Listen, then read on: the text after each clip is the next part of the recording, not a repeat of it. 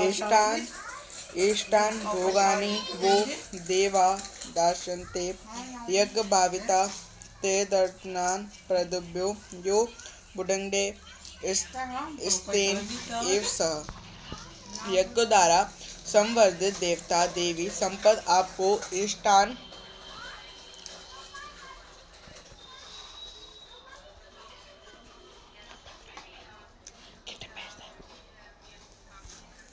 इष्टान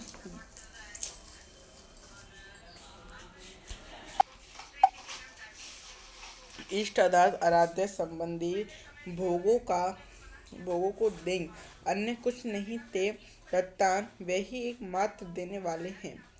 इष्ट को पाने का अन्य कोई विकल्प नहीं है।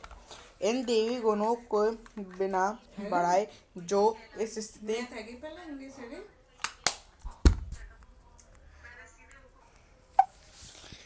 इष्ट को पाने का अन्य कोई विकल्प नहीं है।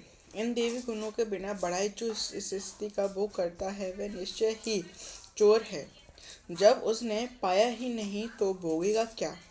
किंतु कहता अवश्य है कि हम तो पूर्ण हैं, तत्वदर्शी हैं। ऐसे डींग मारने वाले, इस पथ से मुंह छिपाने वाले वह निश्चय ही चोर हैं, न कि प्राप्ति वाला। किंतु पाने वाले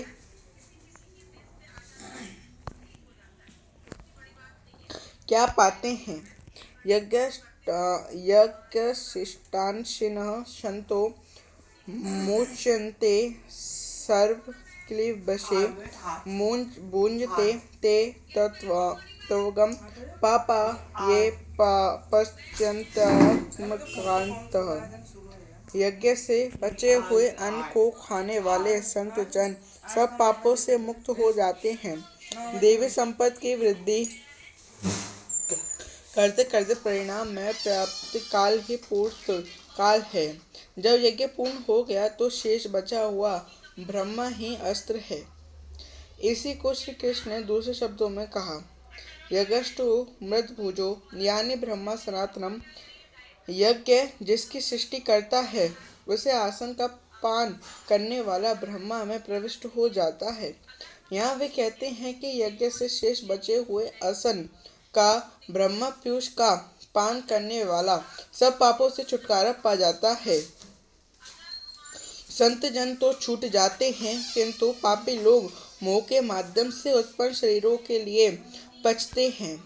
वे पाप खाते हैं। उन्हें भजन भी किया, आराधना को समझा, अग्रसर भी हुए, किंतु बदले में एक मीठी सी चाह पैदा हो गई कि आत्म कारणात शरीर के लिए और शरीर के संबंधों को लेकर कुछ मिले। उसे मिल तो जाएगा, किंतु उतने भोग के पश्चात वह अपने को वहीं खड़ा पाएगा जहाँ से चलना प्रारंभ किया था। इससे बड़ी क्षति क्या होगी। जब शरीर ही नश्वर है तो इसके सुख भोग कब तक साथ देंगे। वह आराधना तो करते हैं, किंतु बदले में पाप ही खाते हैं। पलटे सुधाते सठ विष लेहीं। नष्ट तो नहीं होगा, किंतु आगे नहीं बढ़ेगा। इसलिए श्री कृष्ण निष्काम भाव से कर्म भजन करने पर बल देते हैं। अभी तक श्री कृष्ण ने बताया कि यज्ञ परम श्रेय देता है और उसकी रचना महापुरुष द्वारा होती है, किंतु वे महापुरुष प्रजा की रचना में क्यों प्रवृत्त होते हैं। इस पर कहते हैं, अन्ना बद्भवन्ति भूतानि पर्जन्य संभवा यज्ञ भवति प्रजन्य यज्ञ कर्म दवा क्रम ब्रह्मोत्पदम विद्धि ब्रह्म राक्षस सुमध्रुवम तस्मात् वर्गतम ब्रह्मा नित्यम यज्ञ प्रतिष्ठितम। संपूर्ण प्राणी अन्न से उत्पन्न होते हैं। अन्नम बहुति व्याजान्तम तैत्तिरीयोपनिषद भृगु बलि। अन्न परमात्मा ही है, उसे उस ब्रह्म पीयूष को होती है। बादलों से होने वाली वर्षा नहीं, अपितु कृपा वृष्टि। पूर्व संचित यज्ञ कर्म ही इस जन्म में जहाँ से साधना छूटा था वहीं से इष्ट कृपा के रूप में बरस पड़ता है। आज की आराधना कल कृपा के रूप में मिलेगी, इसलिए वृष्टि यज्ञ से होती है। स्वाहा बोलने और तिल जौ जलाने से ही वृष्टि होती है, तो विश्व की अधिकांश मरुभूमि ऊसर क्यों रहती, उर्वरा बन जाती। यहाँ कृपा वृष्टि यज्ञ की देन है। यह यज्ञ कर्मों से ही उत्पन्न होने वाला है। कर्म से यज्ञ पूर्ण होता है। इस कर्म को वेद से उत्पन्न हुआ जाना। वेद ब्रह्मस्थित महापुरुषों की वाणी है। जो तत्व विदित नहीं है उसकी प्रत्यक्ष अनुभूति का नाम वेद है, न कि कुछ श्लोक संग्रह। वेद अविनाशी परमात्मा से उत्पन्न हुआ जान कहा तो महात्माओं ने, किंतु वह परमात्मा के साथ तद्रूप हो चुके हैं। उनके माध्यम से अविनाशी परमात्मा ही बोलता है, इसलिए वेद का अपौरुषेय कहा जाता है। महापुरुष वेद से पा गए तो वेद अविनाशी परमात्मा से उत्पन्न हुआ। वह महापुरुष उसके तद्रूप, वह मात्र यंत्र है, इसलिए उनके द्वारा वही बोलता है, क्योंकि यज्ञ के द्वारा ही मन में निरोध काल में वह विदित होता है। इससे सर्वव्यापी परम अक्षर परमात्मा सर्वदा यज्ञ में ही प्रतिष्ठित है। यज्ञ ही उसे पाने का एकमात्र उपाय है। इसी पर बल देते हैं।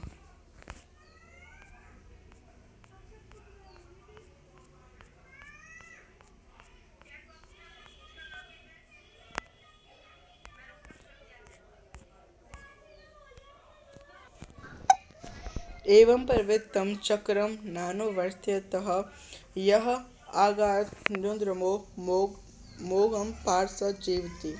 हे पार्थ, जो पुरुष इसी लोक में मनुष्य शरीर प्राप्त कर इस प्रकार चलाए हुए साधन चक्र के अनुसार नहीं बरतता, अर्थात देवी संपत्ति का उत्कर्ष, देवताओं की वृद्धि और परस्पर वृद्धि के द्वारा अक्षरधाम को प्राप्त करना, इस क्रम के अनुसार जो नहीं बरताता, इंद्रियों का आराम चाहने वाला वह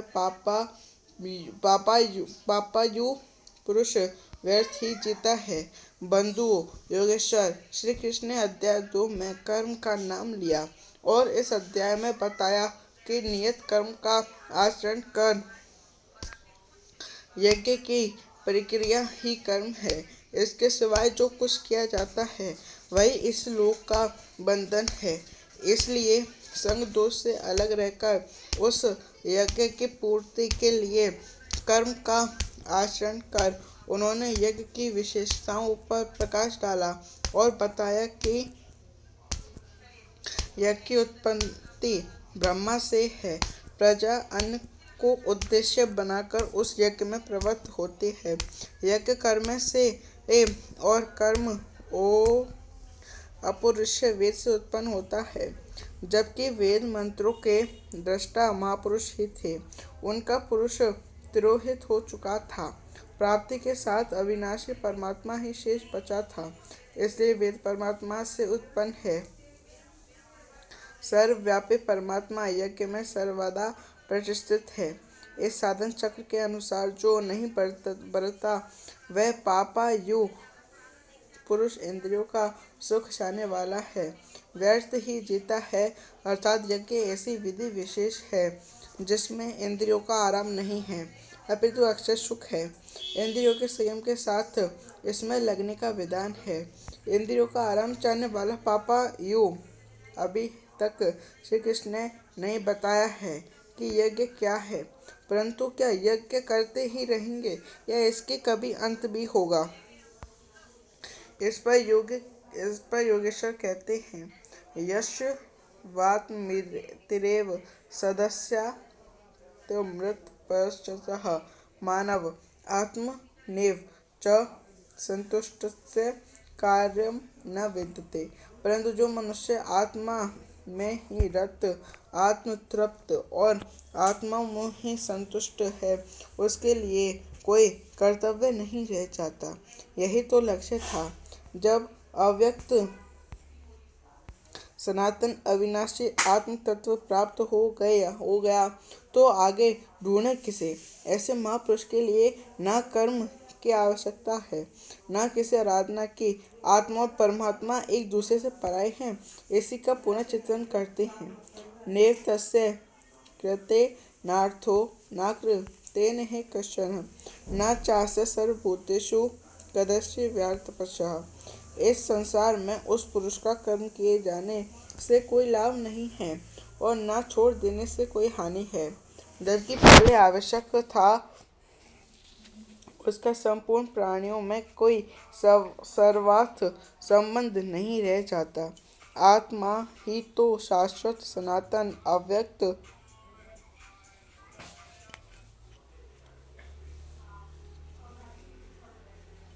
त्रिशील और अक्षय है।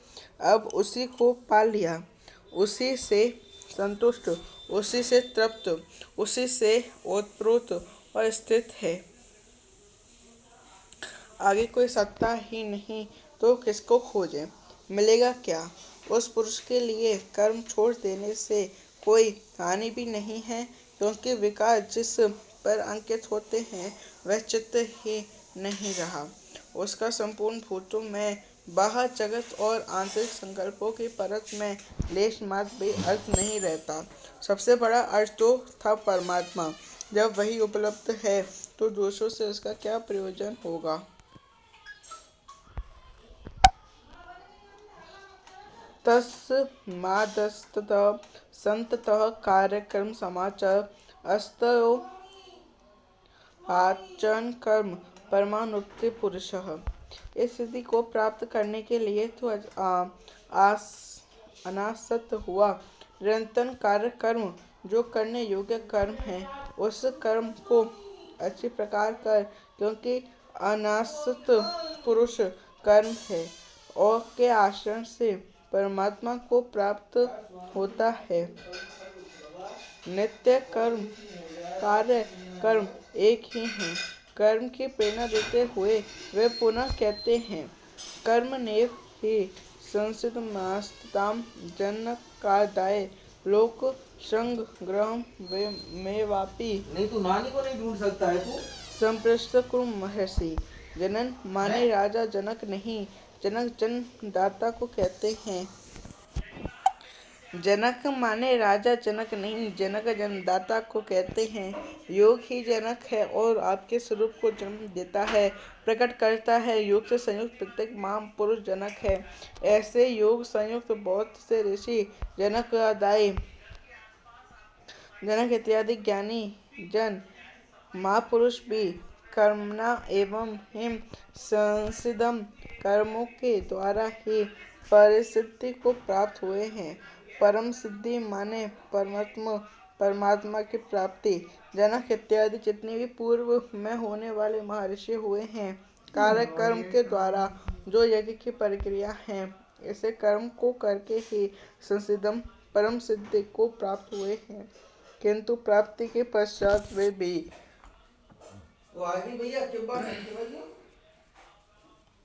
लोक संग्रह को देखकर कर्म करते हैं, लोक हित चाहते हुए कर्म करते हैं।